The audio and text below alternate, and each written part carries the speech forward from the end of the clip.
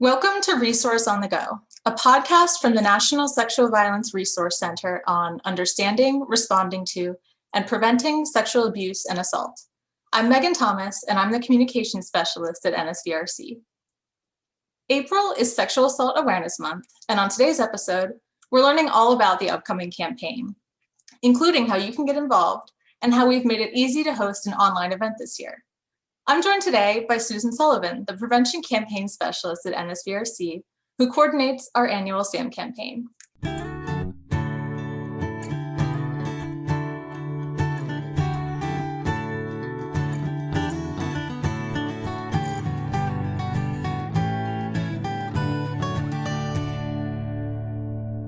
So Susan, it's that time of year again. Sexual Assault Awareness Month is right around the corner. And this is the time when organizations and individuals start to think about how they're going to get involved. So could you start off by telling us a little bit about the upcoming SAAM campaign? Of course. SAAM 2021 is all about preventing sexual harassment and abuse online. This year, our core content focuses on topics like how we can practice digital consent and communicate boundaries, ways we can create safe online communities and keep kids safe online, and how we can support survivors by creating trauma-informed online spaces. And since our campaign is focused so much in online spaces, we're also offering lots of resources for everyone to get involved online. Like always, we have our SAAM social media graphics, Zoom backgrounds, GIFs, social media guidance, our 30 Days of SAAM Instagram challenge, blog series, and more. But what's new and exciting this year is that we have a whole new easy way that you can host a SAAM event online because we've created online template events that tie right into the campaign content. Also, our campaign resources are all online this year, and they're designed to be highly shareable, visual, and mobile friendly. Great. So the theme this year is We Can Build Safe Online Spaces. Why is the focus for SAAM 2021 on bringing awareness to harassment and abuse online and talking about how to prevent it? So in addition to working on the SAAM campaign, one of my responsibilities is monitoring NSVRC's social media pages. This means that every day I'm searching for the latest current events relating to sexual violence. So when you're Googling terms like sexual abuse, consent, sexual harassment, and so on, over the course of a year or years, it's really easy to identify trends. And one of the trends that I noticed above all else was the impact the pandemic was having on the field. Over the past few months, we've seen stories in the news relating to online workplace sexual harassment, things that take place over Zoom calls, for instance. There have been stories coming out about the uptick in online predators targeting children. And there's been more talk of ways we can navigate online dating and communicating our boundaries during the time of the pandemic. So while the SAAM campaign has been incorporating online spaces for the past two campaigns where we've talked about digital consent, the impact of COVID really pushed things forward and did transform how we communicate in such a way where it only made sense that SAAM focus entirely in online spaces this year. And while we're still in this early stage of this new normal, working remotely, having virtual classes, for instance, we have an opportunity to build something better. We have an opportunity to build environments that are safer and more inclusive and welcoming from the get-go. And it's important for everyone to understand the role they can play in helping to make that happen. So 2021 was really the right year to bring attention to this issue during SAAM. Yes, not only to bring attention to the issue, but also to offer resources and tools to help us proactively address the situation. In the past, SAAM campaigns have focused on physical spaces and actionable ways we can create safe spaces in person. And historically, SAAM campaigns have also adapted to issues of their time, which is part of the reason I think SAAM endures. For instance, in 2014, when there was a national focus on campus sexual assault, that was the theme of SAAM that year. So the We Can Build campaign is very relevant to our present moment. At the same time, the research about sexual harassment and assault online may not have caught up to us yet. but we're able to apply everything we know about risk and protective factors to online spaces. And of course, there's still a lot of uncertainty around where we're headed from here. We don't know how long we'll be in this situation, but one thing we do know is that we are communicating more online than ever before, and there really doesn't seem to be any going back from that. So 2021 does feel like the right time to bring awareness to this issue and to share some basic information around how we can interact with one another more respectfully online, and to take what we know about prevention and apply it in these new online environments. So you mentioned that the We Can Build campaign gives us resources on how to prevent sexual harassment and abuse in online spaces. And something I noticed about the SAAM content this year is that it also focuses on explaining the impact of trauma and why it's so important to create online spaces that are trauma-informed. So could you tell us a little bit about that? In creating this campaign, it felt important to us to really name the impact of abuse that occurs online. I think there might be some misconceptions that sexual harassment or abuse that takes place through screens is somehow less impactful than abuse that occurs in person, but we know that that isn't necessarily the case. Many of us have experienced stress firsthand when we've received a disrespectful email or message directed at us online. So we know that just because these forms of abuse are taking place behind a screen, it doesn't make their impact on the victim any less real, and that they can cause trauma. Part of explaining the importance of preventing these forms of abuse and getting folks on board is in understanding the impact it can have and addressing it without dismissiveness, judgment, or shame. And because we know that so many people are interacting in online spaces, whether these are workplaces, classrooms, or social platforms, have probably experienced some form of trauma, it's important to make those spaces trauma-informed. Absolutely. And an ongoing conversation that I know we've seen pretty much since the start of the pandemic is about how, because people are possibly more isolated than ever before, signs of abuse might go unseen. So how is the SAAM campaign addressing this serious concern? In so many ways, the entire campaign is built around the situation we're currently living in. Even our 30 Days of SAAM Instagram challenge features prompts that ask participants to reflect on topics like how their SAAM advocacy looks different for them now versus in past years. But to your point, the shadow epidemic of domestic and sexual abuse happening due to the stressors of the pandemic is something we really wanted to bring awareness to with the campaign. One of the challenges about not being able to freely interact with our communities is that signs of abuse are going unseen. For example, children whose teachers might recognize signs of abuse, such as bruises and unexplained absences, are at a disadvantage online. That means we need new ways that those caring adults can spot signs of abuse. So this year, we've included some suggestions for educators and for other caring adults outside of the home, like extended family, neighbors, and friends, on ways they might be able to spot abuse through virtual calls. So I'm hoping that SAAM can serve as a catalyst, really, though, where others can share and draw attention to the other ways the current situation is impacting our field, and other ways we're seeing sexual abuse and harassment show up in online spaces. Throughout April, NSVRC will be using our social media platforms to uplift voices of organizations and individuals who are highlighting how these issues are impacting them.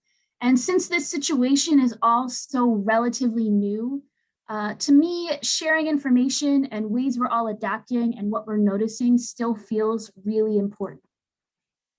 Mm-hmm. Yeah, and last year, SAAM was happening right at the start of the pandemic, and it felt like many organizations were, right in the middle of shifting their services and still adjusting to all these new changes. So now, a year later, how are you expecting SAAM 2021 to be different? And not just from last year, but from other previous campaigns as well. Yeah, you bring up a good point. Last year during SAAM, when the COVID pandemic was first unfolding, many events that had been in person were either canceled or were adapted into online events in a short window of time. What's interesting is that SAAM is an awareness campaign that has a lot of history.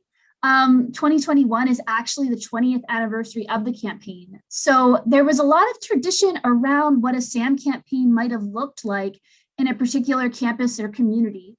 For instance, an annual Take Back the Night event or so on. But over the last year, we've all, in our own ways, adjusted to this new situation that we found ourselves in and thought about new ways of reaching our audiences online. So while there were lots of virtual SAAM events in 2020, many of those efforts were reacting to the sudden lockdowns in March and April. And now that we've all had a year to adjust and become more savvy around technology, by hosting or taking part in virtual meetings, we'll see how organizations and individuals are thoughtfully and intentionally, meeting the situation with their SAAM plans. Our campaign materials are really intended to support and guide folks who are doing that work and thinking about how to engage their audience during SAAM in new ways this year. We really see that as a great way to build a foundation for future online engagement. So how can organizations that might feel like they're still, getting their feet wet with virtual outreach, or maybe they've never been involved in SAAM before, start to get involved in the campaign? What's great about the campaign this year is that it's easier than ever to take action. This year, we have a new feature of the campaign, which is templated online SAAM events. And what I mean by templated event is that these events are already set up for the host. So we provide you with the name of the event, the moderator information and tips, and the step-by-step breakdowns of the event, and even follow-up resources. We have a pre-filled out registration page for hosts that come with graphics and information for participants. So all that you really have to do as the host organization or host individual is just go ahead and choose your time, the day that you want to have the event on, and what online platform that you'll be hosting the event on. So, you can choose Google Hangouts or Zoom, for instance, wherever you want to host the event. The 3 types of templated events you can create through NSVRC are the SAAM 101 scavenger hunt. So this is where the host poses questions to attendees about online sexual abuse, and they can search for those answers throughout the SAAM website. We also have an online consent and boundaries workshop where the event host shares scenarios involving online consent to get attendees discussing and unpacking the situation to think more about, how consent and boundaries apply to online situations. And lastly, we have a SAAM self-care session. And this is where the host leads attendees in a guided meditation before opening up a discussion about other self-care practices.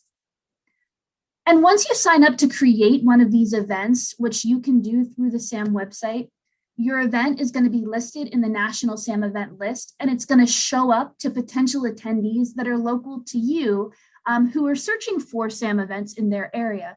So we're even helping to promote your event, and we're making it easy for you to attract participants and maybe, reach out to a new audience. So this is a really seamless way to try out an online event. Most of these events are under an hour. In fact, I think all of them are. So it's not a huge time commitment for the host or for participants. And all of the content that is shared in these templated events tie right back into the campaign theme of building safe online spaces. So it sounds like there's a lot of great content on the SAAM website this year. Where would you suggest people get started? The Get Involved section is a great place to get started for organizations and individuals because it gives an overview of some of the different ways you can think about engaging in the campaign. This is also the section where you can learn about hosting an online templated event like I just talked about, but you can also find information on the 30 Days of SAAM Instagram challenge here, shareable social media guidance and posts, and also information about the Day of Action, which is on April 6th. That's great. It's really exciting to hear about all the ways that people can get involved in SAAM this year.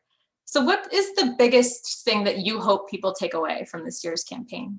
SAAM is an awareness campaign, and this year we are trying to raise awareness and start conversations about sexual violence happening in online spaces.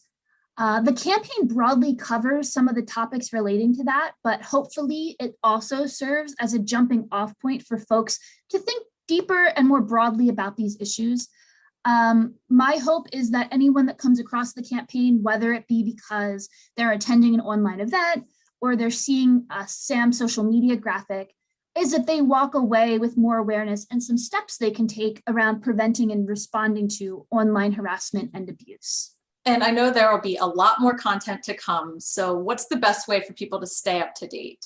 Right. There's definitely more campaign content still to come in March and April. If you're thinking about hosting an online event or you're interested in learning more about the topic of building safe online spaces, then I would really encourage you to sign up for NSVRC's mailing list. You can do that by hitting the subscribe button at the top corner of our website. We'll be sending out bi-weekly updates between now and the end of April with the latest information on the campaign and new content that'll be coming out, just in April. And that'll also include more ways you can get involved. You can also search hashtag SAAM2021 on Twitter and Instagram to stay up to date. And lastly, of course, you can find all of the campaign materials that I talked about today at nsvrc.org/SAAM. Well, it sounds like there's a lot of great resources and tools to look forward to this April. Susan, thank you so much for talking with me today about the We Can Build campaign. I know we're all really looking forward to seeing how people are going to engage with it this April. Absolutely. We're looking forward to it. Great. Thanks so much.